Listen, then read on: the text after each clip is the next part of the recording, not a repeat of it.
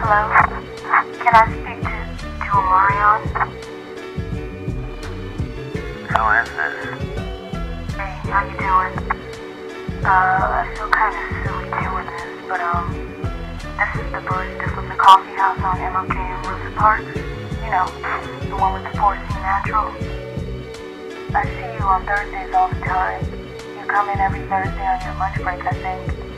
And you always order the special with the organic chai latte. My manager be tripping and stuff, talking about we gotta use water. But I always use some hemp milk for you, because I think you're kind of sweet. How did you get my number? You always got on some fly blue tracksuit, and your Air Force Ones are shining all bright. Thanks. For real though, who is this?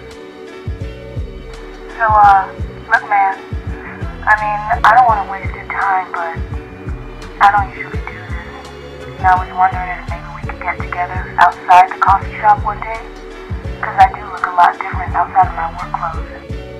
Okay. I mean, I got an art show coming up soon. Yeah, I'm an artist. Maybe you could come out and support? Wait, hold up. My cell phone's breaking up. Hold up. Can you hear me now? Yeah, so, what did you say? Can you come to my show? Who all gonna be there? Alright, so we're gonna get into our, topics, I guess. Max does not like the structure, but it's just kind of so we know what we're doing. No, I agree. We're all on the same page. Alright. So first up, I just want to send out a rest in power to Toni Morrison. The excerpt that I read at the top of the show was from Sula, which is my favorite Toni Morrison work. I read it when I was a teenager, and the character of Sula has stayed with me since then. So that's like a smooth, I want to say, 25 years. And it's always kind of reverberated with me. And yeah, do y'all have any particular connection with Toni Morrison, just out of curiosity, or no? I mean, she meant so much to me when I was growing up. I think The Bluest Eye was the work that connected with me the most when I was a kid. I think I read it when I was 12 or 13. Wow. Okay, that's a lot for 12. Yeah, it was a lot, but it felt like there were so many things that resonated with me at that age. Yeah. And she was the first Black woman who I read. Wow. And I don't know. I just feel like she's done so much work, and since getting older and learning more about her practice and the ways that she formed community with other Black women. Especially the relationship between her and Toni Cade Bambara. I don't know, just them watching each other's kids and making time for each other to work. I don't know. It just means a lot, and I think that it's incredible how much work she was able to do. Yeah. What about you, Max? Yeah, R.I.P. Toni Morrison. You had asked me to bring a quote with me. Oh, okay. Which I did actually. So. Okay. Wait, do you not remember asking me that, or? I say a lot of things. No, I forget 85% of them, to be honest. So yeah, I'll read this one. Mm-hmm. They straightened out the Mississippi River in places to make room for houses and livable acreage. Occasionally, the river floods these places. Floods is the word they use, but in fact, it is not flooding. It is remembering where it used to be. All water has a perfect memory, and it's forever trying to get back to where it was. I like that quote too. That's a good one. Yeah, well, I didn't write it. All right. Well, let's talk about the thing we don't want to talk about. Something happened in Portland this past weekend. I'm already so tired. Just thinking about it makes me tired. I'm where's the Hennessy? you go. And I know something happened because my mama called me on Monday night, Thank you. worried, asking if I was okay. That's a good mom. Mm-hmm. Yeah.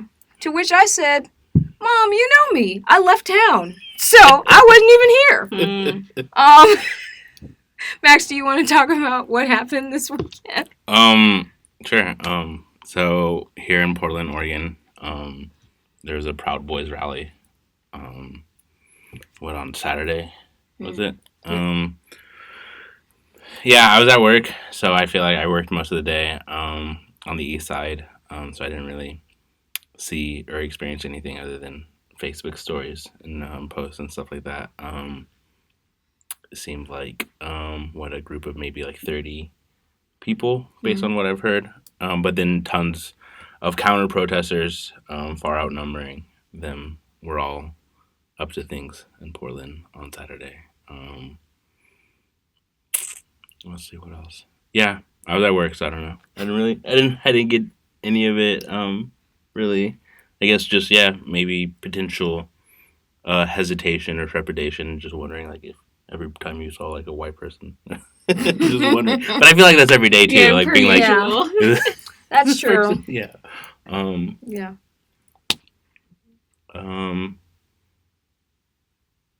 Did you have to like shift any plans or anything around? I think I originally thought about like going to like a bar downtown on Saturday, and then maybe I didn't. I think I was going to go to like Valentine's or something. Okay. And I was like, oh, maybe I won't. Or maybe I can't remember what happened. Or maybe it was Saturday. I think it was when Buffalo Wild Wings happened instead. I was like, wow.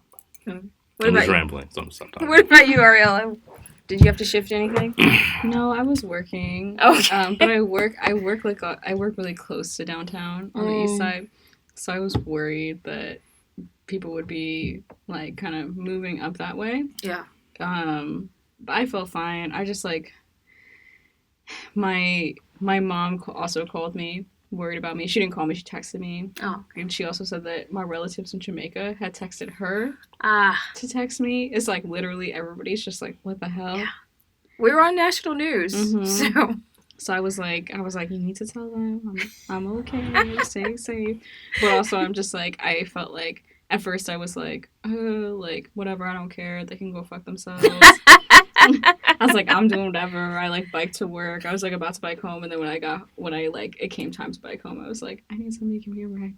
Yeah. I don't want to do this. I was like, I can't mace someone from my bike. Yeah. I'm not coordinated enough.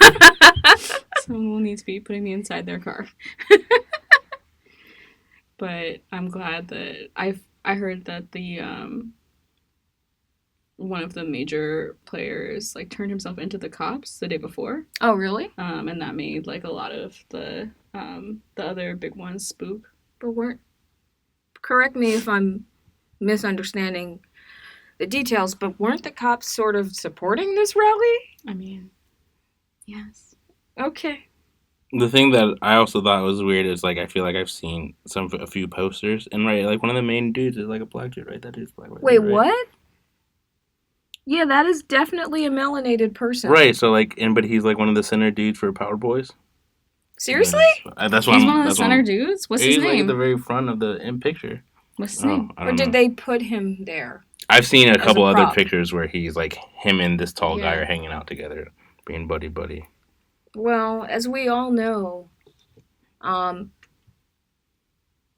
of us are immune to anti-blackness by virtue of being black. Mm-hmm. We all grew up in the same place. Mm-hmm. So a black person can be anti-black just as much as the next person. Mm-hmm. So, I mean, that means nothing to me. Yeah, I just like wonder how long this rod lasts. Yeah. Because like they're gonna be nice to him, but then at what point are they be like, "Fuck you, dude"? Yeah. I feel like I couldn't find the other post. I mean, that's a very valuable use.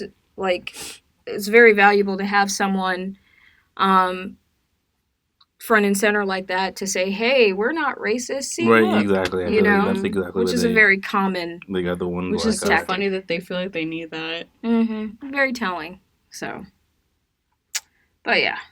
So I feel like, that's going to be my tactic. Here's a different one. Oh, yeah.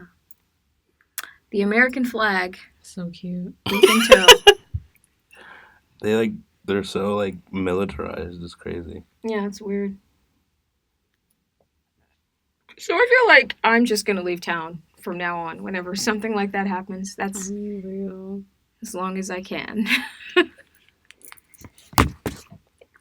I feel like I always end up working, and I'm just like, I feel like my job is already filled with so many people who are conservative voters, but maybe not like pro-Nazi Mm-hmm. explicitly. Sympathies. So exactly. So it's just so interesting to see the cross section. Yeah. And to see people who are like nervous versus people who are not nervous. Yeah. It's weird because, like, you know, it's weird working. I mean, I should be used to it because, like, ever since I graduated, I moved back to the South and I was working there. Like, it's just weird being in an environment where, like, all these terrible things are happening and then the people around you don't give a fuck, like, at all. And that's pretty much been my whole working life, but it's still very strange and eerie. I feel like, I don't know, like I'm in some weird sort of dream state half the time. So, Yeah, I hear you. yeah. Yeah, it feels so weird to be like, yeah, like part of my job is like facilitating people's like good times and like celebrations. Mm-hmm. Just to like see when people feel comfortable celebrating and stuff like that is like so hard to, I mean, just in general. Yeah. Like, it feels like the world is burning all the time. Yeah. And the world has been Because it burning is. forever. Like, and it's literally burning. It's now literally in the burning. Amazon rainforest. The Amazon rainforest is like, on fire. on fire. And California, I'm sure, also will be on fire at some point. Oregon. Yeah. But yeah, I'm glad that y'all are here and you're safe, and I feel like it was a pretty, like, everyone came out okay this weekend from what I know. Like, I haven't heard any stories. Have y'all? No, I haven't. I heard Okay. that it was very, like, that everything was really successful. Okay. That people felt really safe and got home okay. Good. Okay. All right, now into the mess. My dear friends. Oh my god. Yeah, when I or do you want to intro it? I You guess? go ahead. 'Cause I was just gonna say my things, but I guess I have to intro it first. So there's a Harriet Tubman movie coming out that they've already made, right? It's already been made. Mm-hmm. Trailer dropped. Yeah.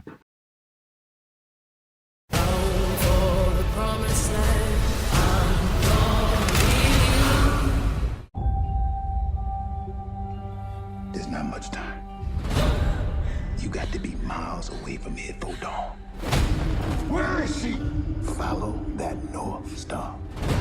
If there are no stars, just follow the river. Listen for them. Fear is your enemy. Whoa. Easy now. I'm gonna be free or die. I don't know if you know how extraordinary this is, but you have made it 100 miles to freedom all by yourself. Would you like to pick a new name to mark your freedom? Harriet Tubman.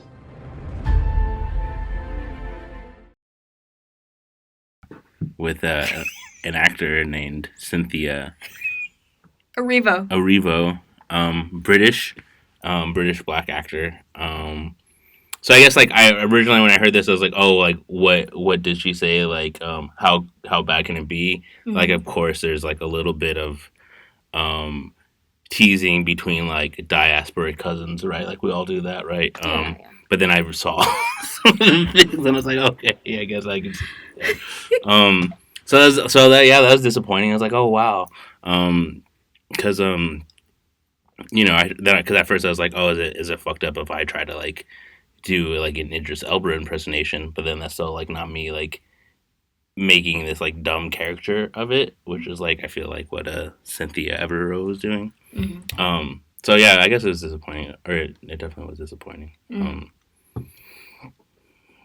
But yeah, I don't know. I still try to like think about right. I think about like this connected net of like dispersal, but then like how things are so like juxtaposed or compared or even like played against each other. Mm-hmm. But then I think there's like this inherently like British sense of like smarterness or like superiority between like any like even white British and like white American versus so like even black British and black American. But I don't know. Ariella? I don't know. I just like feel so disappointed. I don't even know if that's true because I feel like there's such a class aspect that plays into it, where I'm just like there's so much of like Black British culture that's clearly, sorry, Pop filter. that's clearly like influenced by hip hop and by Black American culture. Where I just like I wonder if like she's like operating on this like different level of class too, because there are so many. I feel like I just like I don't know honestly, but I feel like I see so much of Black British culture coming out that's like generated by people who clearly have grown up in like the cut, like you know, who maybe are also like Nigerian or Ghanaian or from the Caribbean, like who are not tripping in this way and who are just like not even aspirational, but just like, you know, like, oh, it's the hood in America. Oh, it's the hood where we're at because like we're still dealing with the same issues of policing and surveillance and oppression in the same ways. So there's like a rhyme here and like we're with it. So I'm just like, why are you not with it? Like, it's so rude. Like, and I don't even think that I see it from all people that I don't think it's like, it could be, I think it's a class thing too, in addition to being like a not respecting that, you know, we're your cousins. It's rude. Yeah. It's ridiculous. I'm really like, I feel like my questions are like for Casey Lemons. Actually. I don't want to say anything that's going to piss people off, but, I'm like, do you not? Because, like, it just feels like this weird siphoning that's happening of, like, separating people who are of the same diaspora and, like, siphoning down until, like, they're separate. And I don't want to do that because I don't try to judge how other Black people are trying to survive under the same anti-Black sort of, like, blanket of white supremacy that we all have to deal with, right? But at the same time, like, there does seem to be, like, this inherent and blatant casting of British actors in these films. And we're going to even see that with the next film that we talk about. Like, and there's this weird fetishization that's happening of British culture, of British Blacks, because maybe they're perceived by white American studio heads as separate from the American slave experience, which they are not, by the way. But, and they profit off that, and I'm not angry at them for that. I'm angry at Hollywood. I'm angry at the white studio heads. I'm angry at the system. They're the people who should be blamed for this. Like, and like positioning it as they're taking these roles, I think it should be positioned as like, why aren't there just more movies and more roles? You know? I'm like, didn't Octavia Spencer do like a dope job in Drunk History of playing Harriet Tubman? She did. Why couldn't it just be Octavia Spencer? It's pretty amazing. Like, she's like the perfect height. Like, she obviously could like already kill it. Like, she's an amazing actress. Like, I don't get it. Yeah. I feel so confused. Like, why would you cast a British actress in that role? Yeah. Like, what's the conceptual bent for that choice? That's what I'm curious about, like, from an artistic standpoint. Like, that seems calculated to me. Yeah. I think you have, like, a really good point about, like, like, white people seeing, like, British Black as, like, it's different as like potentially more like refined or separate or. And I say this as an American Black person who has gone abroad and has been fetishized as an American Black person. So I've benefited from those same fucked up systems that separate types of blackness, right? I went to Paris and like Italy, and they see me as this American black, so obviously I'm wealthy because I can afford to come over there. And like, you know, there's like a certain treatment that is not being afforded the black people who actually live in those areas. I get that. I've benefited from that. So I feel like it's hypocritical for me to sit here and judge these British actors for just trying to get that check, you know? But like, and you're looking at Wait, me, are we- so No, I'm not So- looking at you. I just like feel like I'm just like aren't in terms of like what I've like read about people's like trainings and stuff, it seems like people are able to like access like so much more training in terms of like acting schools and Yeah. like pedigree than like they are in the States. So like I wonder if it's actually like you needing to like check yourself around like any like privilege you experience, Mhm. and like actually there being like a real like markable like class difference between like the different black experiences that people have like in France and in the UK. Is it a You class know? difference, do you think? I feel like there is a class difference. Like I don't know. I don't want to like speak too much out of my place because like I've also like never been there. Yeah. So like, but I know that like just having existed in like the places that I've existed, like having like gone to like you know, like a private university, having gone to Stanford, like seeing the ways that like people from the diaspora who were higher class like have had different experiences, like it just like seems to me like really marked, you know. So like I wonder if somebody's able to like go to like fancy acting school and have all these credentials, like what was their experience like, you know what I mean? I don't know, maybe I'm not saying this clearly. No, what you're saying makes sense. Like, if we're using the same sorts of metrics of hiring people, like what schools do they go to, like which acting like groups are they a part of, then yes, it's going to favor higher class people. And like if you look at Yale drama, like Lupita Nyong'o, Winston, Not not Churchill. Churchill, M'Baku, Duke. Winston Duke. Yeah. I think that these The are thickness. I think that they are not like they're first gen, or like their families are not from America. And like there is like the people who can afford to come to those schools usually tend to be international. Like I experienced this when I was at Yale. But like it's not a scarcity issue. If you're actually looking at meritocracy, if you're actually looking at talent, like, and you're using different metrics, like, and you're actually trying to like cast people correctly, I don't think it's difficult to find Black American actors. No, not at all. So is the issue that is a British actor to play Harriet Tubman, or is the issue that is a British actor to play Harriet Tubman that disrespected Black Americans? I think it's both. Okay. Yeah, it would sting less if she wasn't so rude. Yeah. Like, yeah. Because, like, I feel like the whole, like, part of it, like, really rubs me the wrong way, because I'm just, like, I feel like it feels very, like, ADOS, and I'm just, like, you know, there were lots of different people who were slaves who weren't enslaved in the United States. Right. But the fact that she was so, like, fucked up in her tweets. Yeah. Like, that I didn't. And we've seen this with other African Mm-hmm. or first-gen actresses. Like, I'm thinking of Awesomely Lovey. Mm-hmm. Thinking of, what's her name from Insecure? She said some things. Who plays Molly? Oh. Yvonne Orji. Yeah. What did Molly say? I can't remember, but, like, she's said some... Wait, she's not American?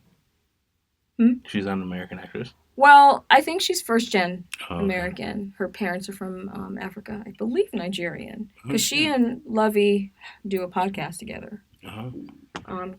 Like Jolliffe and Rice, I believe. Yeah. And that is definitely a class thing. There's definitely a way that they look at and judge the way Black Americans have coped with American anti-Blackness. That does not sit right with me. Mm-hmm. But at the same time, I always feel weird, like, talking shit about them in front of quote-unquote mixed company. You know what I mean? Mm-hmm. Mm-hmm. But it does bother me that they didn't bother to cast an American actress for this very American story. Yeah. No, I think that it, like, it matters. Mm-hmm. It definitely matters.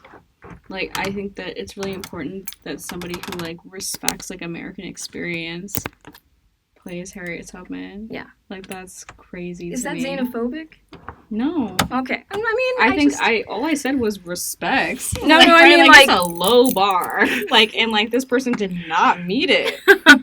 That's a low bar. Yeah. Like, literally, like, someone who was, like, I don't even think the criteria, I mean, I just feel like the criteria for people who have suffered from European and American colonialism is, like, actually, like, such a wide fucking net. That's a wide net. Yeah. You're right. I mean... So, someone who's not, like, an asshole and, like, lying to themselves, like, about, like, you know, like, how they've been impacted by this, like, that's a pretty low bar, actually. Mm-hmm. Mm-hmm. So, you know, it just, like, it's a bummer.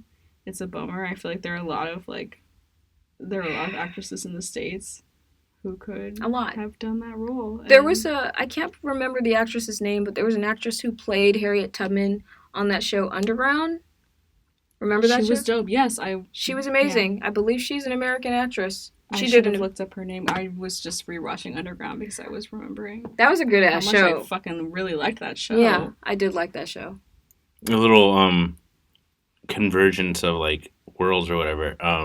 In, like, the last season of 30 Rock, Octavia Spencer does play, like, a character in 30 Rock who's playing, like, she plays, like, an actor who, like, Tracy Morgan's producing a movie, but it's, like, playing a Harriet Tubman. Oh, really? So, yeah. And I think, didn't she, no, I'm thinking of another actress. Another actress played Tracy Morgan's wife in... yeah, in 30 Rock. Wait, is it Octavia Spencer? No, not in 30 Rock. Okay, all right. Yeah. Octavia Spencer would have been fine. She would have been amazing. That brings us to the actual trailer and the actual movie, because I have points that need to be made, okay? First of all, I hate to be that person, but can we talk about Cynthia Erivo's hair in that trailer? I only watched it once. Okay. I need to rewatch. I don't know what was going on with that wig, but that was maybe a 3B, 3C. And from the pictures that I have seen of Harriet Tubman, that's going to be a hell to the no. Okay? Wait, I believe there was highlights or some shit in it. There was, like, a little crinkle, and it was, like, hanging down. I was so fucking confused about what I was watching. Okay? Oh my god. All right, so... That was cool. That was a very enlightening trailer. What are some of your initial thoughts, Ariella? It didn't pass the Bechdel test. Yes. So here's the thing. I like to play a little game whenever there's a movie about a woman, especially a black woman.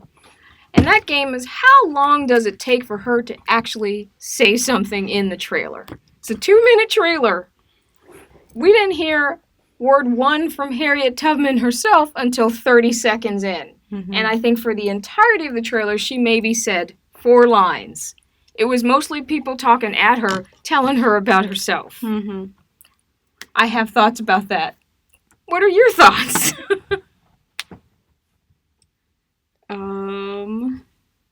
Yes. I just, like, feel like, well, in honor of this podcast, I did watch A Woman Called Moses with Cicely Tyson. Okay.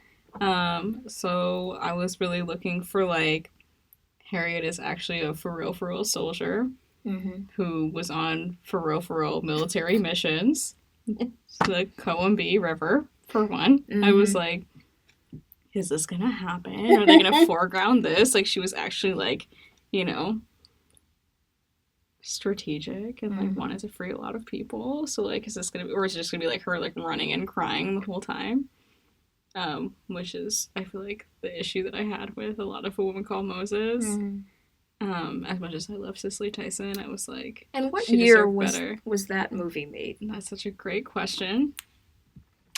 Let's look that up so we can see how far American cinema has come. It's not very far, I think is what the answer is going to be. Not very far. So, A Woman Called Moses was made in 1978, 1 year before I was born. Mm-hmm. And it appears that we have backslid. Yeah. from what we've just watched. Right? So it was exhausting. It was exhausting. Yeah. I was just like, how are you going to make Cicely Tyson portray this much emotional frailty in this woman who was like clearly like such a bad bitch? Mm-hmm. Like, I'm just so confused. Like, she did all this shit. Yeah. I'm so confused. So many men telling Harriet about who she is in that trailer that was made in this year, 2019. Mm-hmm. Max, what did you think? Yeah, no, I agree. I thought that was crazy. They definitely, make it seem like somebody else or everybody else is telling the story. It seemed like maybe there would be some action scenes with her in it. But it did seem like a lot of, like being in a room, sad. A lot of, like men doing stuff to her. Mm-hmm. Then I guess I kept thinking, like, oh, this is like a British actress. This is a British actress. As like she was like, acting out these parts. Yeah. Yeah. And like, okay, a full disclosure, I've been waiting on a Harriet Tubman movie pretty much my whole damn life, okay? So I'm going to be honest and say there's not a movie that could ever be made that would ever live up to like what my desires and expectations would be for a Harriet Tubman movie. I accept that. That being said, this ain't it, Chief. So, like, I don't know. I want to hear more about your dream Harriet Tubman movie. Like, who stars in it? I do like the actress that plays Michonne. A lot. She's not American. I don't think. Well, wait, hold on. She might be first gen. That's technically American, right? But, I mean, we all know how complicated Harriet Tubman's story is. She was narcoleptic. She had that head injury that she was dealing with, so she was like dealing with like disability. She had that fuckboy of a first husband she was dealing with. And she led an entire movement, and she was a fucking spy. I want to see a movie that reflects that. I don't feel like this is too much to ask, but maybe it is. Maybe I'm crazy. I don't know. I don't think you're crazy. I want that too. Like, I feel so annoyed when people are just like, I just fell into this, like, kind of like slave narratives. I'm just like, oh my god. Slavery was terrible. There was a coordinated effort against it. Why is it so hard to believe? It was an entire whole ass system. Yes. Like. So, my question is this. The people that are writing these stories, I know that there are people writing good, compelling stories that are telling these nonfiction, like, perspectives.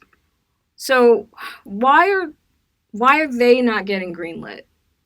Like, why are these not the stories that are coming through? It's not a scarcity issue. We know that. You and me as curators who curate specifically people of color, like, we know that it's not hard to find artists of color who are super talented. Yeah, I think like, just the people with money are just like, behind the curve. And but is it calculated? Like, I think there's always like some definite level of calculation and things like this. I think like it's like, I mean, maybe it always seems, or not maybe it always seems, but like I think sometimes it can seem like, oh, these are just like happenstance things. But I think there's always like a definite level of calculation between like people being like, I think like coming down to like racism and white supremacy at the end of the day about people not wanting to like fund things. I think money talks, and evidence has shown that like certain movies do make a lot of money. Mm. So, like, I think that goes against the idea that, like, oh, we can't fund these movies because they wouldn't make money. But we know for a fact that's not true. Right, because, like, they have made money. They have made. They continue to so make that's money. what makes me think that there is something else going on, that there is, like, some inherent racism to it. Yeah, I just feel so disappointed because I know that, like, Casey Lemons is behind this, and I know that, like, in a directorial role. I didn't know that. You didn't know that? She's directing it, and it makes me so sad because I'm just like, Eve's Bayou. Eve's Bayou is amazing. Eve's Bayou is amazing, and Caveman's Valentine is incredible. So what do you feel like the artistic journey of Casey Lemons has, like, forced her to kind of have to accept inevitable truths about what makes money and what doesn't? And, like, I don't even know, because I feel like East Bayou was like the first crossover hit. Did it make money Black for independent her? film? Yeah, it made money for her. Okay. That was like the first Black film, or the first film directed by a Black filmmaker that made, like, as much money in white markets as it did in Black markets. And that movie was fucking gorgeous. Yeah. Like, it still haunts me. And it was, like, unequivocally a Black movie. Yes. It was absolutely 100% about Blackness. I feel like you put Lynn Whitfield in a movie, that makes it a Black movie. Mm-hmm. Okay, that's interesting. I just, like... You don't watch Greensleeves? No, what's it? Greenleaf. Greenleaf, I love Greenleaf. I love Greenleaf too. It's coming back too. Listen, I saw a trailer. And they're both both those movies are about it. Both those movies are about, like, really, like, uncovering, like, work that we need to do, like, in the Black community. And I love both of those movies. I love both of those pieces of media for that reason. Yeah. I love Greenleaf. I love it so much. But she also did Caveman's Valentine. I felt like, I don't know, I haven't followed, like, her TV work, and I think that, like, part of, like, watching Dear White People, especially, has made me realize, like, how many people are moving, and Queen Sugar has made me realize, like, how many people, like, do, like, you know, like, what is it, like, moonlight in TV.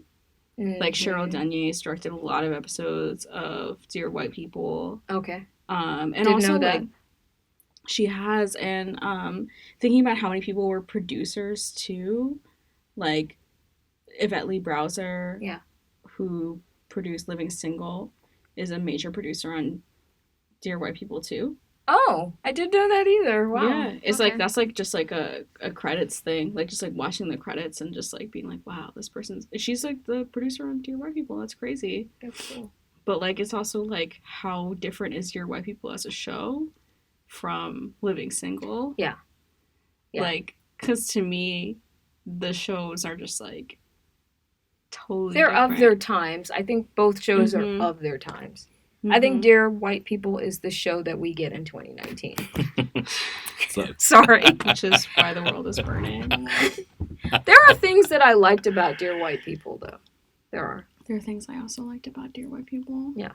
I mean, and like this podcast I listened to, Tea with Queen and Jay, they just did this 2-part episode arc where they reviewed Dear White People.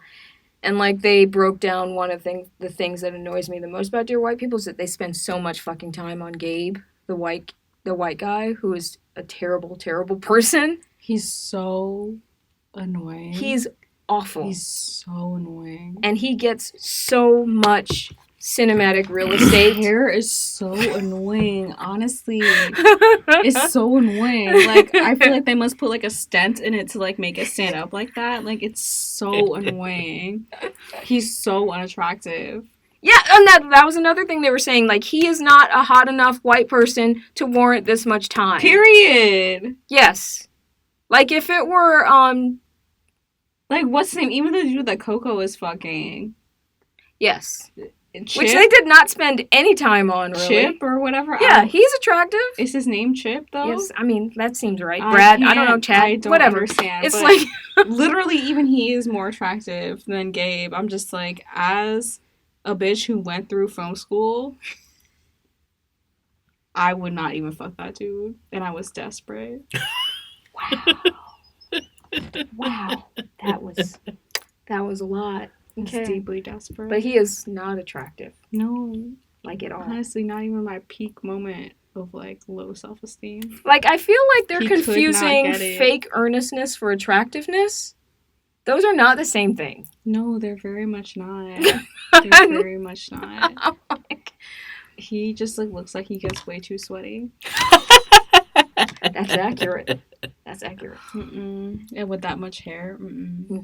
They did lean into how annoying Sam is, and I'm happy about Sam that. is very annoying. She's very self-righteous. She's been unlikable since day one, but I feel like they accepted that this Since past day season. one. Yeah, I know she's so annoying. I'm so bitter about it. Sam's the main character. Yeah.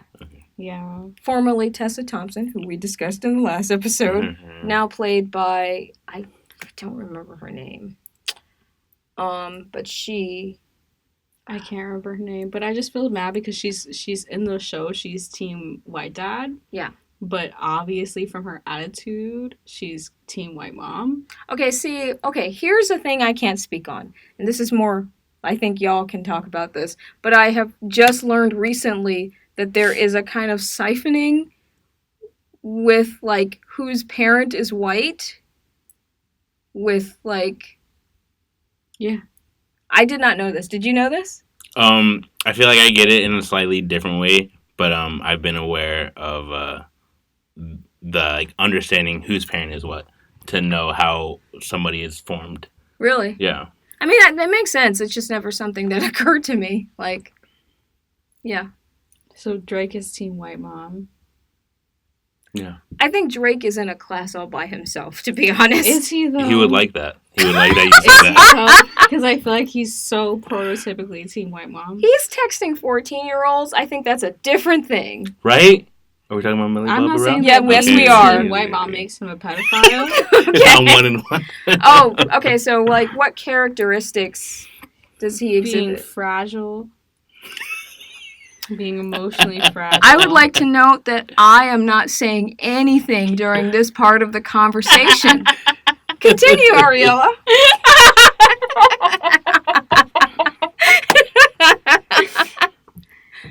As a member of Team White Mom, I am just saying, I see Drake as being very fragile. That's all I'm saying. Yeah. Very sensitive. Mm, Oh, you gotta fight Very with me and insecure cheesecake. in his blackness. I do see that. Very like reaching. He's very much try Sure. hard. He's a He's out here try hard. joining, like, He's like every reaching city. for parts of blackness that are not necessarily his parts of blackness. Including claiming like 50-11 cities in America. Right, like, oh, as I'm his from- home. I'm from Houston. Like Or... literally just visiting Toronto, I can see how Drake would be trying to like, you know, be like, I'm from another place that's like cooler or whatever. I mean, Toronto was very cute. I've never been to Toronto. I've always wanted It was to go. cute. It was also very black. I was like, Yeah. why are you being a tryhard? Yeah, they've got But I like could see because he's team white mom. they've got a huge West Indian population, so I'm already on literally board. best In patties. Toronto? Yeah. Not best Oh, yeah. patties of my life, but very good patties. Is that where Drake picks up all Very his good kinks? patties. Yes, that's where he picks up all his tings. His tings. Oh my god. Drake's tings. Drake's tings. Drake's tings are like 14-year-old white girls. Oh. Be careful, Millie Bobby. He looks cool now, but in 10 years, that is not Does going to he, age well for though? you. Does he though? Look, I knew everything I needed to know about Drake when Rihanna put his ass out to pasture. That told me everything I need to know about Which him. time? Wasn't there multiple times? Yeah, it was. It was It was kind of multiple 2 or 3 times. times. Yeah. She gave him many chances, and I sort of judge her for I that. did. But like, Was Like we already talked about how sometimes you take what you could get. That's You true. know, sometimes you take what you can get. He's famous, I guess, even though he dances like your fucking drunk uncle. we've wasted too much time on Drake. Anyway. The truth. All right, so on to the next movie. Have you watched the trailer for Queen's? You've seen the trailer for Queen and Slim. I have. Starring 2 other British actors. We're not going to address why those roles went to British actors, because Are both of them British? British? They are both British. Daniel Kaluuya is British, as we all know.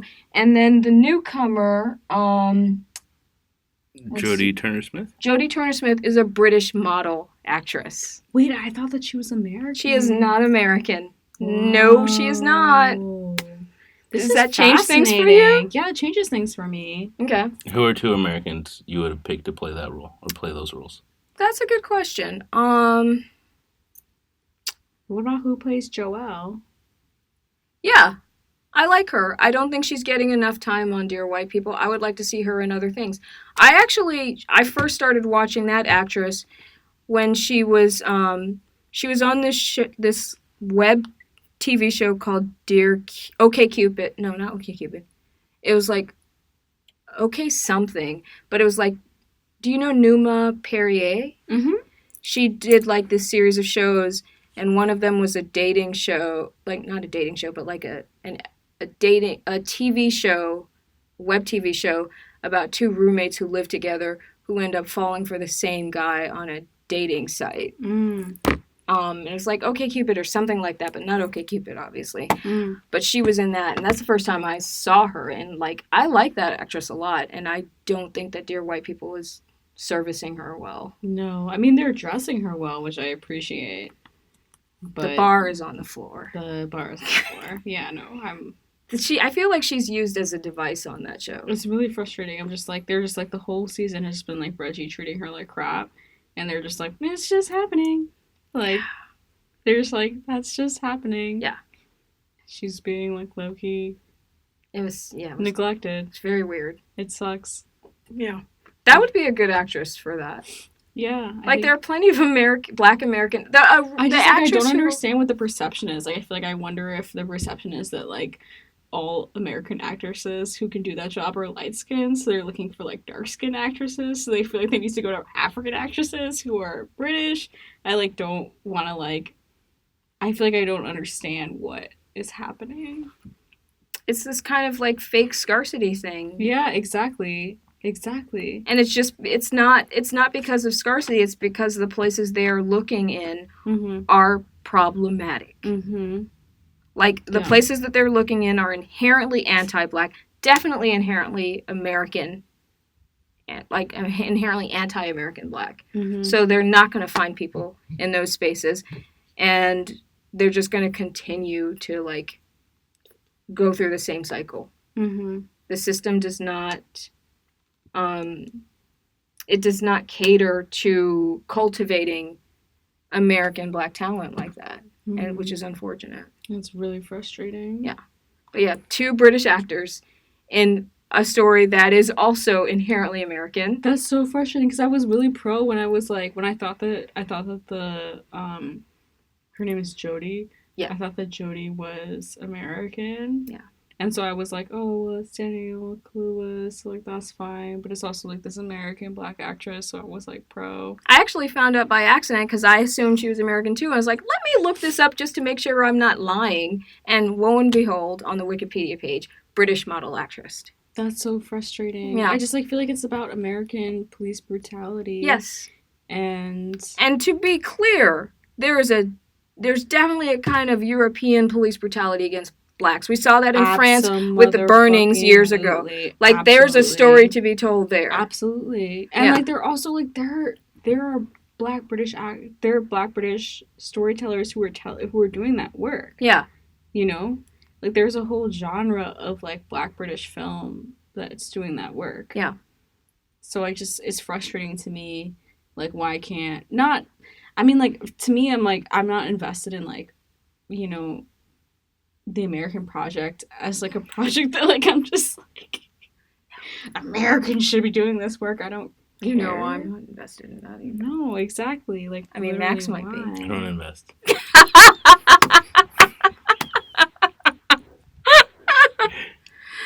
But, like, in terms of financing, there's so many people who need those jobs. So many. And it does feel like this, like, leveling where it's just, like, even people who might be experiencing the same socioeconomic or the same conditions in Britain are like held to this higher level because of the ways that even white Americans hold Britain to like being on this like higher cultural level, and that to me is like really frustrating. Yeah. And it feels also tied to colorism. Mm-hmm. Because it's like dark skinned actors can't have the same kind of like training or whatever. Yeah. It, Like- it does seem like more heavily weighted when they're casting dark-skinned actors to not cast American dark-skinned actors. Mm-hmm. Like, they don't seem to have that problem as much for casting light-skinned actors. Yeah. Like, Yara Shahidi is Mhm. getting a lot of work. And you commonly see on TV shows, like, the daughters are cast as light-skinned Black Mhm. Americans. And, like, the ensemble comedies with a Black character is usually a light-skinned Black femme. Mm-hmm. And it's just like, why do you feel like you have to outsource for dark-skinned characters? That's so fucking weird and Mhm. gross. And, like... Yeah. And again, not taking away from the work of British Black actors, because they need that work too. The wage disparities are fucking everywhere. Mhm. Let's be honest. But, like, why are you going out of your way to, like... Literally, I keep on thinking about like Michaela Cole, Oh, yeah. and I'm like, she's doing work about Britain, Yes. and then Super she's specific. also doing work like about Africa, like in. But I feel like she's also being pushed out too, in her way too. Yeah. Because, like, her model of her practice is about controlling all aspects of production. Mm-hmm. And I feel like she is slowly being pushed out because of that too. Like, I wonder if that was happening too, because I felt like her work with what was it called? Her series? chewing gum. No, after Chewing Gum. Oh. The one about genocide? Yeah, I forget. I didn't watch that because the one about Rwanda. It was. Yeah. It looked super heavy. Extremely powerful. I Yeah. really, really loved it. I'm trying to. It was like. Sorry, I'm gonna look it up right now. Rwanda is a difficult topic for me. It is, too. but also like I'm just like as That sounds super fucking narcissistic and fucked up. And it's just, I'm not saying I don't want to watch stuff about Rwanda because it ruins my day. It's just super traumatic for me to watch. Because, like, I was a kid when that was happening. And I just remember the American indifference. And it's just really... It's really eerie and gross. You know, there's like it's horrifying. Like, I mean, like when I was in college, I was like I was studying film around Southeastern Europe, specifically former Yugoslavia. Mm-hmm. And just like looking at the different ways that like at the same exact time people were talking differently around what was happening in former Yugoslavia and the way that people were talking about what was happening in Rwanda Mm-hmm. is so marked, you know? Yeah. And like it's such like an interesting, by interesting I mean horrifying way that like people use to like racialize whiteness and racialize blackness. Yep. It's a literal nightmare. Yeah. Black Earth Rising Yes. is what she was in, and it's amazing. Like as a series, It looks good. It's just... it's really powerful. And like for me, like I already said in the beginning earlier that I don't love myself, so I watch things that are really painful, and I like do no self-care around it. Yeah. And please do not follow my example. It's an extremely painful thing to watch. It was really painful for me to watch. Yeah. It's also really powerful, and she does a really amazing job. Mm-hmm. And so I thought about when I was reading all that stuff about Cynthia Erivo, Mm-hmm. like what it would look like to do work around like the horrors that colonialism and like American imperialism, European imperialism have wrought on Africa as a subject matter, and to focus yourself on that would look like. Yeah. You know, I just wonder because I feel like especially Americans don't understand how much Americans and Europeans have had their hands in what continues to happen in places that we consider ourselves to be drawn in from a diaspora. I mean, I feel like any American who doesn't understand that at this point is basically like any white person who doesn't understand how they're complicit in racism. You're making a conscious life choice to not understand that shit. Bro, that's what I feel like when I was just like, ugh, when I was reading all the stuff about Cynthia Erivo, I was just like, this ADOS stuff is so exhausting. Yeah. I'm like, colonialism touches us all in really uncomfortable places, in really horrible ways. Yeah. It makes me really angry. I'm just like, you don't have to be an American descendant of slaves to like know what slavery has done. Right. You barely have to crack open a book. Literally. Yeah. Like the first page. I feel like you have to try harder to not know these things. Literally. Which makes me respect people even less. Literally. It's so exhausting. I'm just like, it makes you understand less about even your own experience. Mm-hmm. I was like, everybody came from the Caribbean. That's where they broke people. Yep. I feel so confused. Well, sorry. We're rolling on into hour number 2, so I think that we're going to have to skip some of the things we were going to talk about. So do we want to move into something light like summer jams?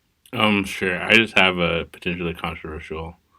We were talking about casting. Oh, okay. Yep. Sorry. No. Queen and Slim, and I know this is probably gonna not be a pro comment. I could see an American actor who would play Danielle Kaluuya's role being T.I. No. You're fired. Anyway, we're not talking about Clifford Harris. I thought we squashed this.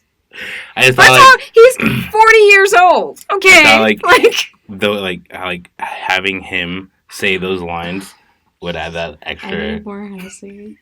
Here's some Hennessy. I too also need. I feel like you're biased, Max. And here's the thing: I'm torn on Daniel Kaluuya. Thank you. Because I think Daniel Kaluuya is actually very, very talented. No, I like him too, but I think if we're going to get American actors to play something, Clifford Owen Harris, you could throw him a bone. Rubber Band Man. I'm gonna pass on that. That was like 2006 or something. Oh, okay. I'm horrified.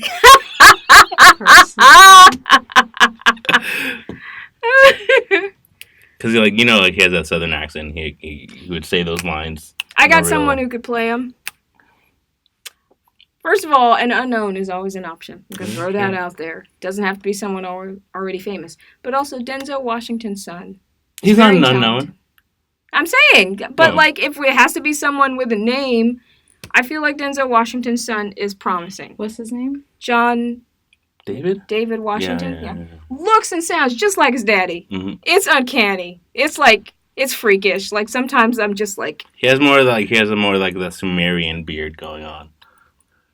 Are you saying he looks like his mama from from the mouth down? No, I just feel like Denzel never had that full on beard like that. Oh no. He's cute. He looks just like his daddy, right? Yeah, he's cute. Yeah. Pro. He could easily be in that role, right? Yeah. We're on Team Friend.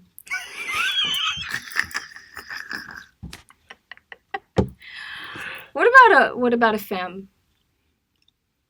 If it was Thelma and Louise? Yeah, or the black femme? Well, the Jodie Turner role.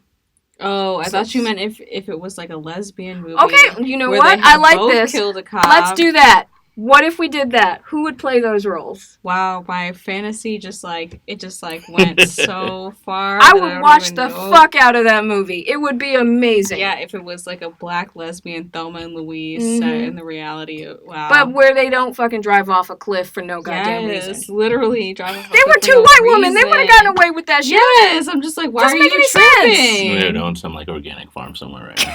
Yes. In Portland. Yeah, probably. Oh my god, stop. They're woofing. We're going to hell, y'all. Okay. No, okay, so two black femmes. I mean, does kind of have to be Queen Latifah on GP, one of them? No. Oh. Okay. She's been, I feel like...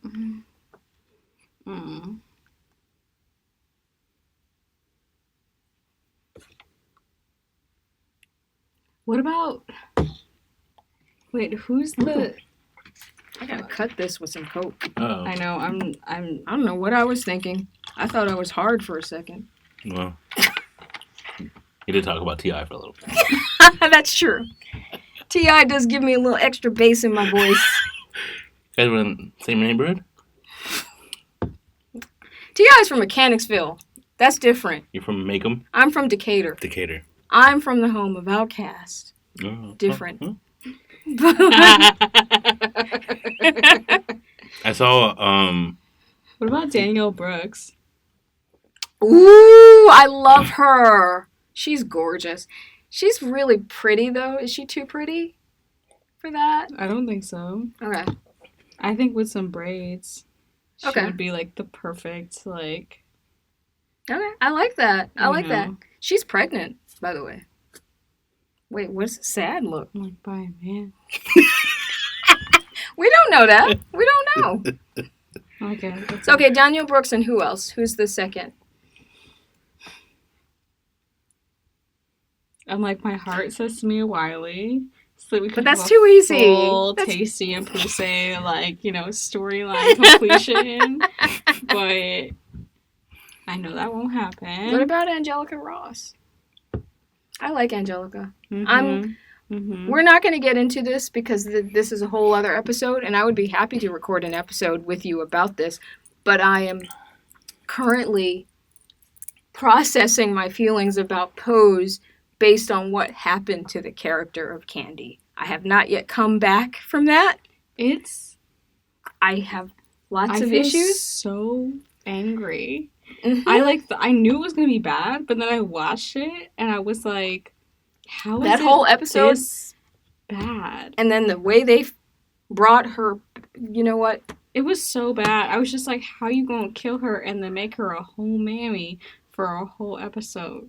And then have her haunt Pray Tell and try and convince him as a ghost to kill himself. What the fuck is wrong I with didn't even y'all watch people? the episode yet because Sorry, I spoiler stopped. alert. It's all fucked up. I haven't watched the season finale yet, but there's definitely some colorism issues that they have to work out Very within deeply. themselves.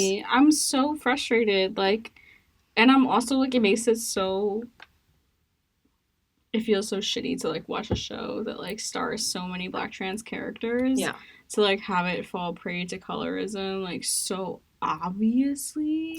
But it's just I'm like, y'all didn't see this? Really? but it's but it's also this thing like who's gonna check Black people on their colorism, because the whole system is set up for people to assume that Black people are not anti-Black, which is fucked up because we're all here, we're all from here, like so unless you're actually doing the work within yourself against anti-Blackness, you cannot assume that you are immune to it. I think that's fucking stupid. But isn't like Janet Mock producing this whole shit?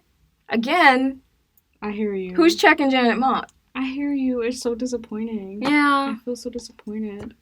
I know. I'm And sad about it. and some very like smart, much smarter than I, and prominent people who can actually comment on that show, because I don't feel like I can comment publicly on that show because I'm not trans. Like, but they have said much better and more eloquent things about this.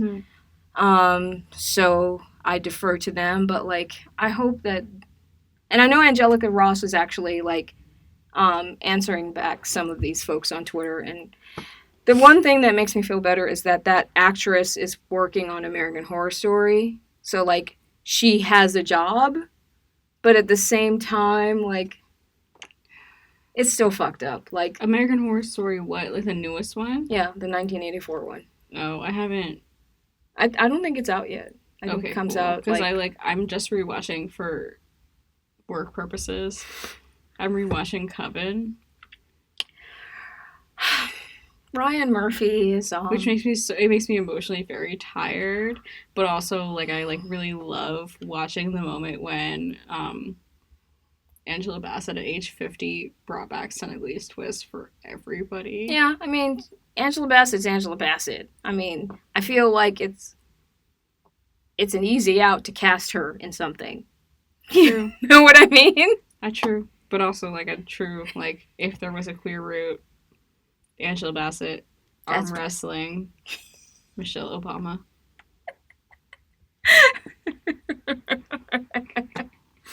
Did you see Angela Bassett in a Black Lady sketch show?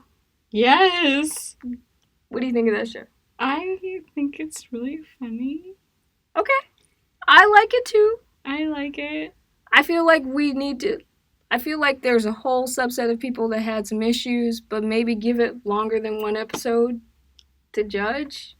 It's a sketch show. Like, I feel like the Dyke scene, the scene about, like, the Dyke Club with, like, the... Oh, yeah. That one I really enjoyed. Uh-huh.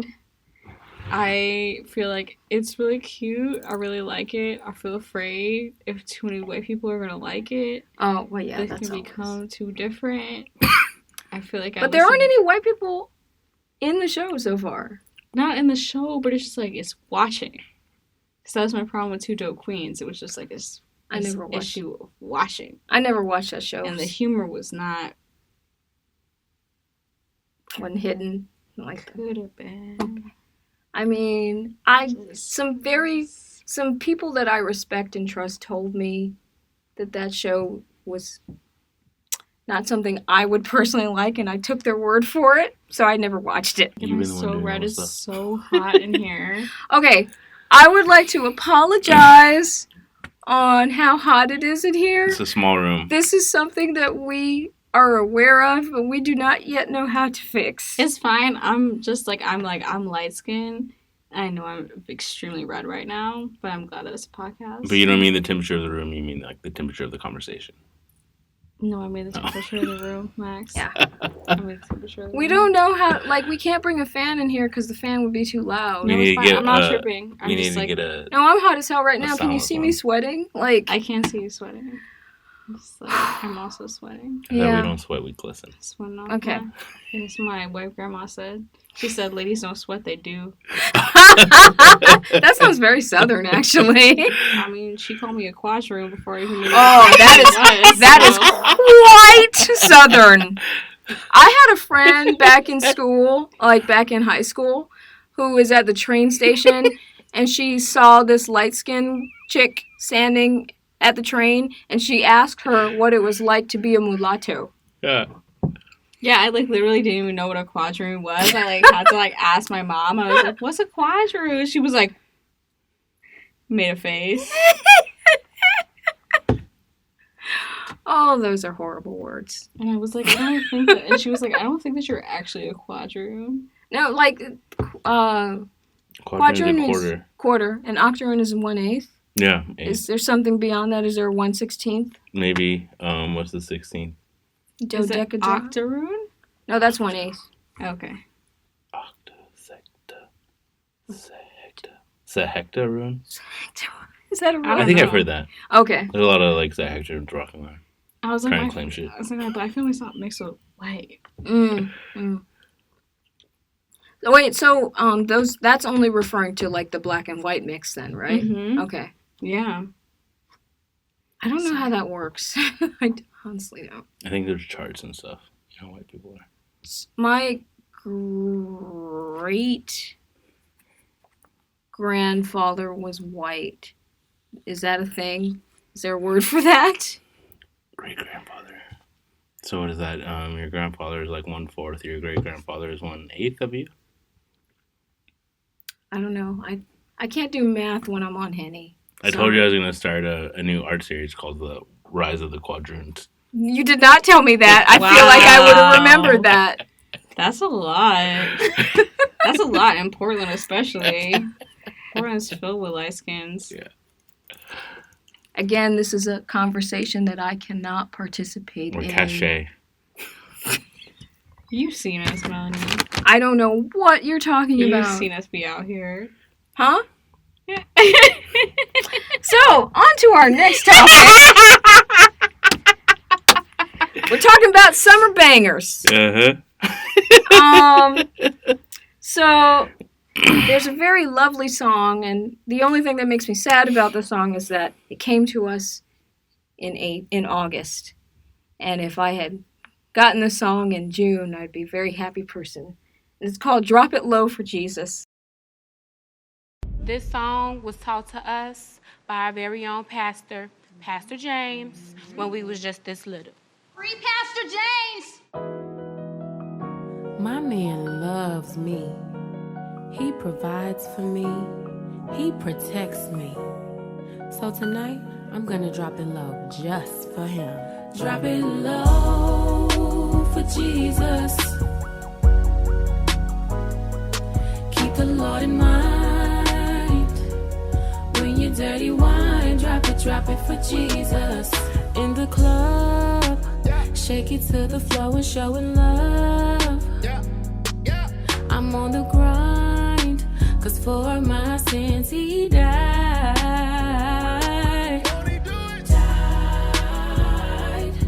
'Cause I know I'll be at the pearly gates for show. I'll be in the number when the trumpet starts to blow. But tonight I gotta drop it low. Drop it low. For Jesus. And it makes me very happy. Have you all seen this? I watched it this afternoon.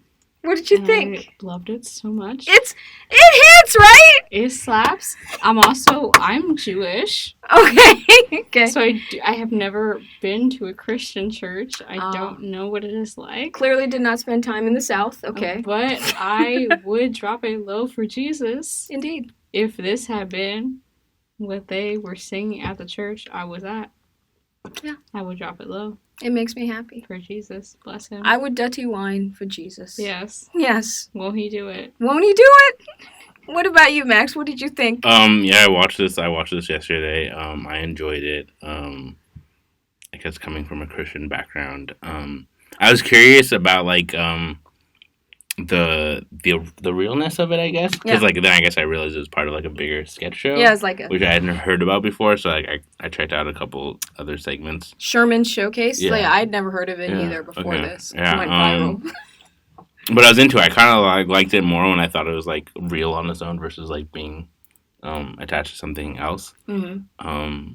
But yeah, I think Jesus would be down with this. I think so too. I think Jesus would approve. Yeah, I agree. Yeah. Because if like it's one of those things, like what do they all say? Like, oh, if Jesus wouldn't approve, then he's not like my Jesus. Mm-hmm. And like, I'm only gonna worry about my Jesus. That's right. Does he whine for Jesus? Did he whine? I grew up in the South, and I grew up church adjacent, mostly by way of dating people who were in the church, which is its own thing. Yeah, I bet. Getting labeled fast by older church ladies, that sort of thing. So. I'm hissing internally. Hey. There's a story there. There's a different life. Yeah, I bet. Anyway, Melanie Fast Stevens. Fast Tail. Fast Tail.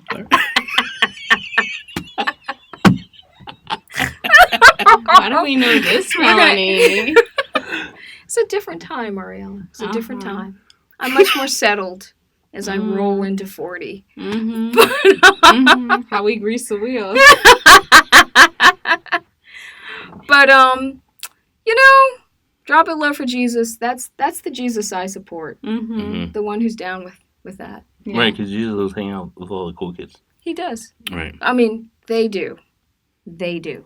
Exactly. Jesus is not gendered. Not my Jesus. Talk about Yahweh. I don't even know. I'm like... Yahweh, which way? Yeah, I'm like, Jewish people are hella anti-black, so I don't really know. What about black Jews? How it gets on. Black Jews. Again, I cannot speak on anything that Ariella just said.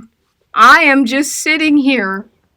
I literally also cannot speak on anything Ariella just said.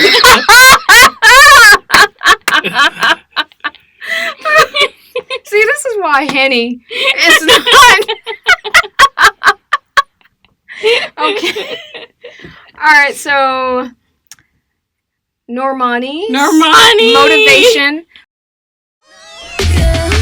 I'ma break it off, let me be your motivation. To stay and give it tonight. Baby, turn around, let me give you an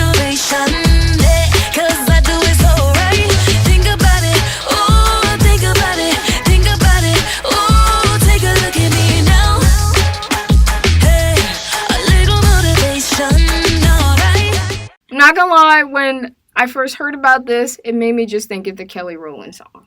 But then I watched the video. And the video was a revelation. It was a true revelation. It had everything that I wanted. It had a rain scene, which I love. I love a rain scene. Yes, it did. It brought me back to like all of like my like, you know, like You Remind Me in the Rain scene. So many homages to other like Literally, greats. it was just like it was like giving me like Ciara's Ride. Oh my god. Yes. Yes. Like talk about a queer root, like all of that, like with like the rain and like the little like jewels, you know, like little like shores. I don't know what you call them. When it's just, I know, but it was definitely just, giving like, me early chain. 2000s. Yes, it was very early 2000s. Yes. That was like the spray paint little tank top and like literally was a loincloth. I was like trying to think of another like name as I was watching it. I was like, that's a loincloth. And I think it had her birth year on it, and I was like, is this heifer calling me old? But then I got over it. 1999. Yeah. I was like, I mean, that's she's unnecessary. also calling me Calm old. down. You know, Is we she don't need to 3? see all that. Is she 3? I literally do not know how old someone who was born in 1999 is currently. Is that 17? What are they, 20 years old? Yeah. Wow. That's crazy, That's right? horrifying. It is. That's I was like, calm down. I don't know why you're making me do math right now, but I'm offended. I'm just like, and you need to like slow down. It's inappropriate for me to be watching your video right now. I don't understand. Yeah. You just like twerked a basketball. Yes. Onto somebody. That gravity defying thing. Yeah, you hit it up with your knee. Mm-hmm. Like you was Ronaldo. You twerked it onto your booty. Okay. Do you feel like that was the same basketball, or do you think that was edited? I don't care. I don't care. I'm here for the story. Okay. I'm here for the illusion. Okay, that's fair. The illusion was successful. I'm like, you're a bad bitch. The story has been told. Okay. That's I am fair. a fan. I'm following. Okay. That's I'm real. deeply here. Okay. You are my motivation. And we're full circle. Yes, it was lovely. Do you feel like... I feel like some people, the people that are thinking people, are trying to set Normani up to be like the next thing. Do you think like that the music industry will let that happen? Because we've seen many other talented femmes who look like Normani try and not succeed in that vein for reasons that are obvious to all of us in this room. What do you think is up ahead for Normani? I mean, I hope so. Yeah. I feel like I'm just like, I don't know. I don't know what they'll do. I feel like I see like other like dark skinned femmes like her like get like some success, but I hope she depends on people that she trusts. Yeah. And people that like she likes to work with, and not people who she thinks will give her power.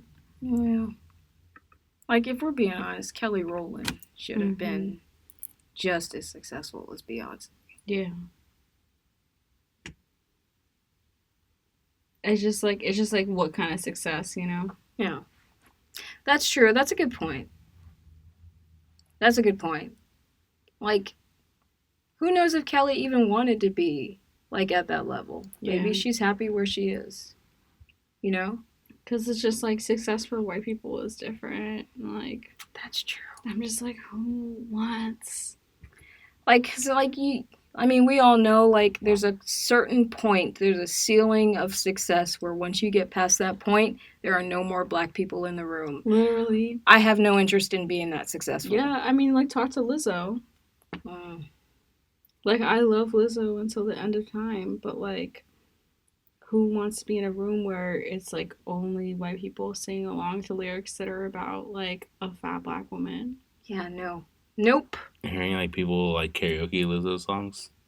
Oh, God. It's horrifying. Thank God I don't do karaoke. I've seen, like, people that we all follow on Instagram posting, like, stuff where, like... Who, Melanie? I don't know names. I don't be looking at names like that. Yeah, Melanie. But, like... Who we all follow. I mean, you know, whatever. I told you I'll follow everybody who hashtag Hot to Girl Summer, so... Okay, maybe we don't all I follow basically them. don't follow any white people in Portland. But, like, people posting, like, exercise videos and shit to Lizzo's songs. Kill me. And they're, like, skinny, non-melanated women. Yeah. Is there a shorter way to say that? First of all, I don't feel comfortable posting anything to a fucking Lizzo song, okay? Truly. Because I know my fucking lane. So why Truly. do you feel like you can post something to a Lizzo goddamn song? Truly. White people have never known their lanes. They don't believe in those. White people don't know lanes. They don't even know how to do turn signals. Mm-hmm. It's Portland. They don't know how to signal. They just know this is where I want to be right now, and why won't you let me in? And this is important I guess work. I'll just wait, and I'll just, excuse me. So this is the part that we're gonna edit out. I was walking on the sidewalk the other day, and there's like this white lady dressed for like yoga. I guess she was in such a rush that she had to just tell me that I was going too slow in order for her to like walk around me. So you usually go to where she was going. Oh jeez. Oh my god. What did she say? She was like, "Oh, excuse me, I have to go. I'm in a hurry." I was like, "Oh, I'm sorry." If I'm walking the fuck? around you? For what? Why do I care? I didn't actually apologize. Okay. But yeah, then she walked. But then 2 minutes later, we're at the same intersection waiting for the crosswalk to turn on, and be like, "This is literally everything they told us when we were little kids about cutting in line. We're all going to get the same place at the same time." And here we are at the same crosswalk. You must have saved so much time by cutting me off and interrupting me, because here we are standing next to each other again. But yeah. I have seen, Max, you can let me know if you don't want to talk about this, okay? But I've seen, in real time, in real life, white people do some fucked up shit to you. Mm-hmm. Remember that time on the train? I do remember that time on the train. And this... Do you want to talk about it? Yeah, I mean, I'm down for you to tell the story if you want to. So, for context, Max and I went to go see Creed together. Is that where we were coming from? Wait, Creed? No, this was how long. This was before Creed. Creed. No, this was Creed. No, not the musician Creed. No. Oh, hell no. But no, the movie Creed. The movie with Michael B. Jordan. Oh. Wow. I thought y'all were talking about, Creed. NTP's dirty little secret is we actually love Creed. We do I need more Hennessy. We go to Creed concerts. Oh, wait. It's done. Yeah, No, it's fine. No. You're the guest. You get the Hennessy. Yeah. Oh, sorry, Max. I said half of it. Oh, yeah. We could have shared. My bad. Okay. It's fine. We could do it. So we went to downtown Portland to go see Creed, which is Michael B. Jordan's, opus. Okay. Right. Not Creed 2. The band. Not Arms Wide Open. But to be fair, there was a period when I enjoyed Creed. Oh, Melanie, what? Wow, these are so many. It was different times. It was a different time. Yes, yeah, that's Melanie true. Stevens. I will be editing Tell us that. about that different time. Okay, anyway. So we went to downtown Portland to go see Creed, and we were coming back on the train to the studio when we were in grad school. These are my arms wide open. I think he was standing in a boat, right? It's so weird. George Washington. Crossing the Delaware. Crossing the Delaware. With arms wide open.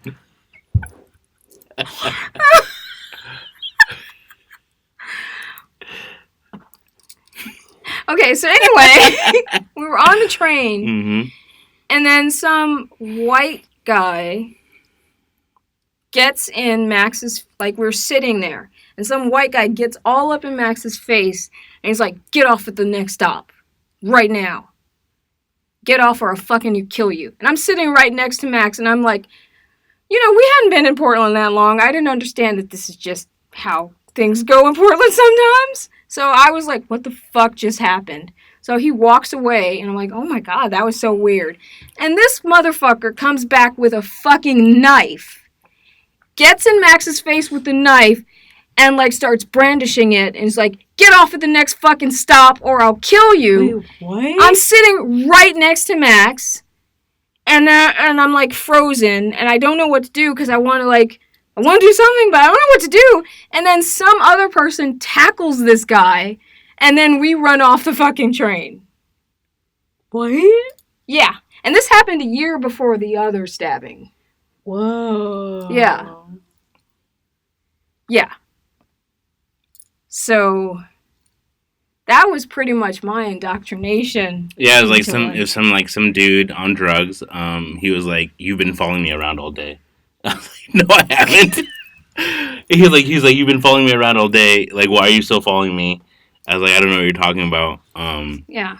And then like eventually he comes out with like an X-Acto knife, so he comes out with like one of those like push knives, and then this like other big dude just like he's like, "I'm tired of this shit." Basically, and he just, like, saved our fucking lives. Overpowers them. Was a white guy. It was a white guy. Yeah, then like pulls him down, and then like because like we're like on the max, but we're in the like that elevated seating area. Yeah. So like everybody else that's in that seating area, like we get to the the Davis, and we're on the green line where you get to like the Davis and 6th. Yeah. Or something. And it was like it was like one exit before the one that Hoyt or whatever. Yeah. So like the Union Station, the Green Man stop or whatever, like where they have the Green Man statue. Mm-hmm. So yeah, we get into the stop, and everybody rushes off, and then we leave, and yeah, they think there were like cops outside, and they like rushed in. Yeah. But that dude was still like holding them down. Yeah. That was like 2016, right? That's crazy. Maybe 2017 or 2016 was it still. I think it was 2016. Because we started school 2015, so it was 2016. Yeah. Or was it? It was the second year, so it was 2016. Yeah. Yeah. Yeah. So that happened, and so we run back to the studio, and like I'm like freaking out and telling everybody there, including our chair department, and then Max is like super quiet, and I'm an idiot, so I'm not understanding that he's fucking processing this trauma and like doesn't want to talk about it. And I'm just like trying to like, I'm just telling everyone because I don't know what to think because I've never seen any shit like that before. And, like, Max just kind of disappears into his studio.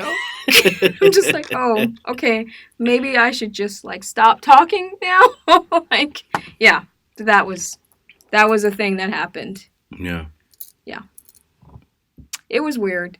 And at the time, I was like, I'm going to write some angry letters to the TriMet. And then that just, like, I just never did. So, like, yeah. That's crazy. Yeah. Yeah. We've been through a lot. Yeah. Yeah. Oh. No, it's fine. I'm from Texas. What? I've had knives and guns pulled on me before. Oh, goddamn. Okay. I have not. So, I'm from Decatur, but like, you know, there are different parts of Decatur, and I'm from the suburban part. So. Another part with TI in it. That's not Decatur. That's Mechanicsville. Okay.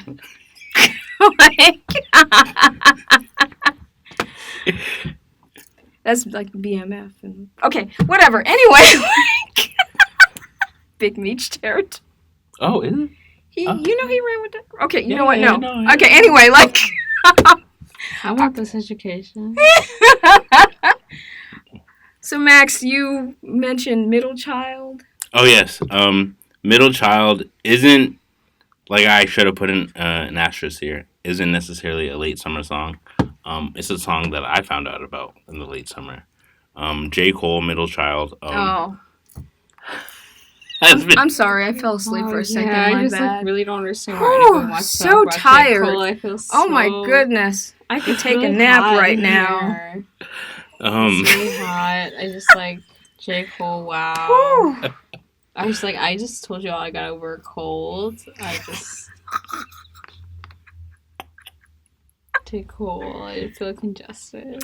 You know, he has a very, like, his voice is kind of like a lullaby, you know? Like, it just makes me... Wait, so you're saying J. Cole's boring? Are you saying that, Max? Those are strong words. No, I'm not saying that. I feel like it took me a long time to, like, even give J. Cole a chance. So, I'm proud of myself for listening to J. Cole. J. Cole a chance, and then I was bored. Wow, y'all. There's some haters in the room. I'm just saying. I feel like it's enough energy to hate, honestly. It's just a casual hate. Do you need energy? Is energy a requirement in the music you listen to? Oh!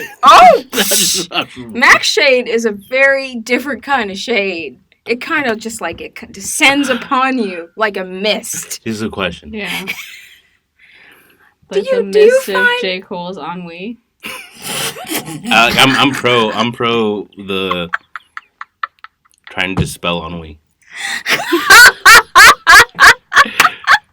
So I think a good way to save yourself from ennui is other people talking about ennui. So, is this your way of saying that you got through the entire song? This is my way of saying I regret putting the song on the talking. No. As a talking point. What do you like about the song? I like the beat. I like that he talks about killing the game and then also respecting young kids that are coming up, because I feel like I'm getting to that point in my life where I'm not the young kid coming up anymore, and that there's younger kids out here. I'm gonna start crying. There's younger kids out here, younger than me, doing things that I guess are commendable as well. Okay. I think it speaks to mortality and the temporariness of existence. Okay. That's fair. There you go. I feel like you're more plugged into like contemporary hip hop than I am. I will say that. I feel like you're pretty plugged into contemporary hip hop. I clapped out after a certain year. But you still don't know about Lizzo and Megan. That's true. You're still they're more pop though. Well, no, Megan is an anomaly though. Megan is just amazing. But hip hop, we've also live in this time where like hip hop is the new like rock and roll, to where it is like the pop music, right? That's true. But Lizzo is definitely more pop. Right? Lizzo's more pop. Yeah. Because I feel like there's being shade thrown at her because of the pop. It's not her fault. It's white women's fault. You can say that about everything. White women love her so much. They do, and she's gonna suffer because of that, I think, in some ways. But she's also gonna make much more paper because of that. I just have feelings. It's not her fault. But I think that she is in danger of getting to that success place where she is the only black woman in the room. You know, like that. I can see that happening for her, and that sucks. That's a shitty place to be. It truly is, because you're not going to find any background tangents who can actually twerk. Sorry. I mean, but she is hanging out with Megan, and I don't know something about Megan. I feel like, and this is probably just me putting way too much on her because she's only fucking 23 years old. But I feel like she can get to a place where she's successful on her own terms. I just get that vibe from her. Ugh, I fucking hope so. From your mouth to God's dirty one ears. All right, we're up on 2.5 hours, so I think we're gonna skip on over to the end here. Party Dang, I'm like I have to be home. I have a curfew. Like, my nigga's been waiting for me in the parking lot since 9:30, so... Oh, shit, really? Yeah. Damn, okay. Okay, all right, so let's skip to art stuff around Portland. We should just jump to party words. All right, fine. Okay. No, because we have to talk... Okay. No, we have to do this part because... We can do, additional add-ins for this bonus material, right? Yeah. You and I can just... Yeah. Okay, so art stuff around Portland. So... There's a Switch residency exhibition. There's a flyer and press release which you can link to if you follow us on social media. Mm-hmm. The Portland Biennial opens Saturday, August 24th, 6 to 9 p.m. at Dejected Contemporary Arts Center. Ariella has some shows coming up. Okay, wait. You're going too fast. I thought that was a mission. All right, so yeah, there's a whole program of stuff for the Switch residency exhibition. There was something on Monday. There's something going on tomorrow night. Yeah, the next thing is Jamondria at Switch. Some sound. Yeah, Percussive Light at 7 p.m. at Headwaters Theater. Yeah. Jamondria Harris. And then there's something on Friday with Jamondria, Soil Soft and Dark at 7 p.m., also at Headwaters. Sunday. We'll link to the flyer for all of that stuff. Yeah, we've posted it. All right.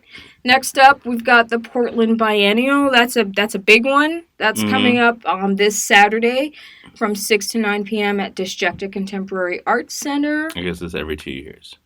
It's every 2 years, as a biennial is wont to be. There you go. And we'll link to the programming for that, but you should definitely check it out. There are some really amazing artists in that. Sharita Town, Anthony Hudson, Ruben Garcia Marufo, Garrick Imatani. Yes. Ariella, do you have any shows that you can speak about coming up? I don't have any shows, but I have a screening coming up in Baltimore. Ooh, if Baltimore. you are going to be in Baltimore. All right. In Labor Day weekend, I'm going to be part of the Black Femme Supremacy Film Festival. Okay. On August 31st, they're screening my film She's Not Gonna Get More Dead as part of a Becoming Femme program. As part of their larger festival. It seems like an amazing project. They're also screening a feature called Jezebel, which is directed by Numa Perrier, okay, who you mentioned earlier. Yeah. It seems like an incredible project. I'm down with anybody who's hyping Black femmes. Cool. So if you're in Baltimore, check it out. That's all I can announce right now. All right. Yeah. Will you let us know when there are additional things that you can announce so we can talk about them on our podcast? I will. Does your website have full videos on it? My website has some full videos on it, cool. yeah. So we can check out stuff on your website too. Yes. Okay, cool. It's ariellathai.com. It'll be in the show notes. Cool. Hell yeah. Fire emoji. All right. Bouquet emoji. Yeah. Heart eyes emoji. Champagne bottle emoji. Champagne bottle emoji. Champagne glasses emoji. I see that we have some other stuff here.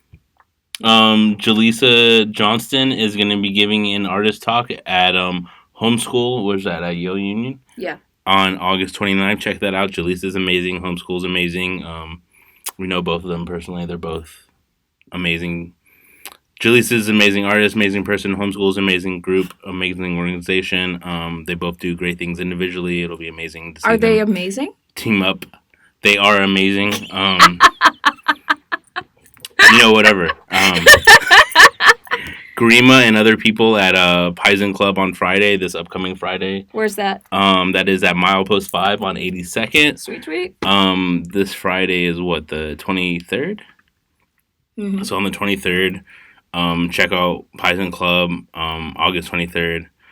Then a screening of Shakedown at TBA. Yeah, I wanted to hype that for everybody because Shakedown is a film by Lena Weintraub that is a film about one of the longest running Black lesbian parties that was in Los Angeles, run by Black sex workers. And it's a documentary and it is incredible. I saw it when I was in New York last winter in Harlem, and it was dope. And it is a beautiful documentary. It centers Black women. It centers dark-skinned Black women. It centers Black women who are sex workers. And I personally buy a ticket to anyone who wants to see it. There you go. Who is Black. Gotta put that in there. Add that caveat. Who is Black? I want to see it with Black people. It's an amazing film. How often do you know how often it's showing? Is it just one showing? It was it's been out for almost over 2 years now, almost 3 years. So she's, from what I saw from the interview that I saw when she was there when I was when I was in Harlem, she's trying to monetize the film in a way that's really significant. Okay. Because people don't usually try to monetize their documentaries in ways that are significant for people who participated in the documentaries. And she's trying to,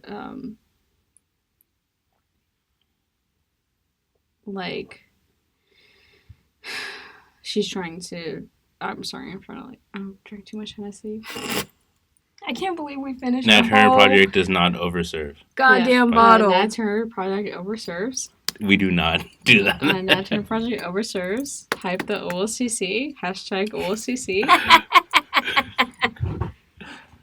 That's a full bottle. I have never finished a whole bottle of Hennessy. Have you? Because it seems like today is the day. I guess so. Yeah, well, okay. So, you know, she tries to pay the people who are in her film. That's the way I was trying to say that in a fancy academic way. She tries to pay the people who are in her film. And she does that with screening fees. Sweet. So. All right. So. And now we come to the end. Parting words. Max. Thank you, Ariella, for being our first guest. Thank you for believing in us. Thank you for hanging out with us. Thank you for drinking with us in this small room. Thank you for sharing your ideas and thoughts and art. I really appreciate it. I thought it was super amazing. I feel like we could easily do another 2 hours, but I know Seriously. people have plans and places to be. People have a life. And people in cars waiting for them in parking lots. You trying to get that Popeye's chicken sandwich? Oh, good luck with that. Good luck!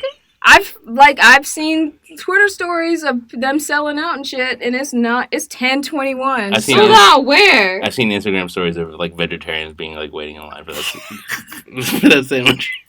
Did y'all see that Twitter? Someone dropped the ingredients like it's red dye number 55.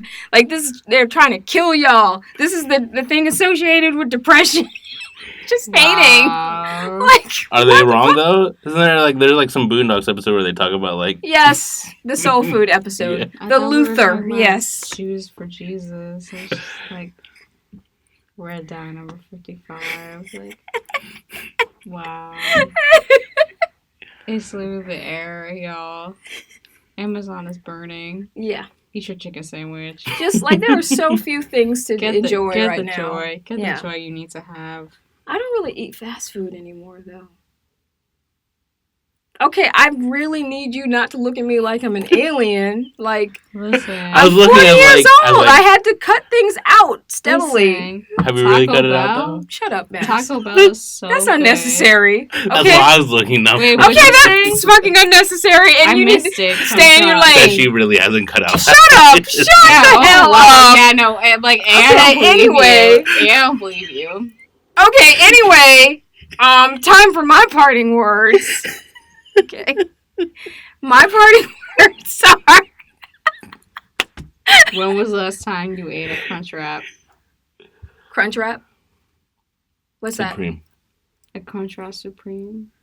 TB? Taco Bell? No. I don't eat Taco Bell. You don't even know what that is? No, I don't. What do you eat? What's your fast food place? The last fast food place I ate at was maybe Chick-fil-A back when I lived in Atlanta. I think they have a Chick-fil-A in the Portland airport. But I don't eat Chick-fil-A in general because I don't eat that homophobic chicken. So. But you had their. Why are you looking at me like I'm not lying? I'm telling the truth. It sounds like somebody's reading a script. Okay, shut up, Max. Anyway, my parting words are, thank you, Ariella, for coming to visit. I appreciate you. I can't believe we killed a whole, almost 3 hours. I don't know how I'm going to edit all this, but it'll be interesting. There's no one I love talking film more than you. It's the most fun with you, for real. And I'm excited to see other people discover your work abroad. Yeah, same. Yeah. I hope they do, because Portland is a bubble. It makes you think things about yourself. Sure. Thank you for having me. Mm-hmm. You guys do the most amazing work in Portland. It's extremely important. Thank you for getting me off this Hennessy. Thank you for allowing me to incriminate myself very deeply. We try.